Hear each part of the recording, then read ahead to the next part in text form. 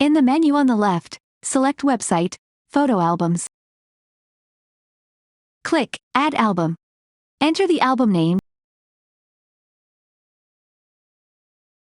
and click Rename Album. Upload at least 3 photos into the album.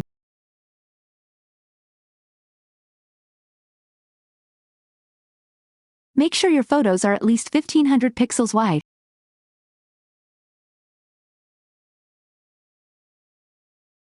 Then go back to Website, Homepage. Click the top rose wrench icon to get a pop-up. Pick the photo album that you just created, and save.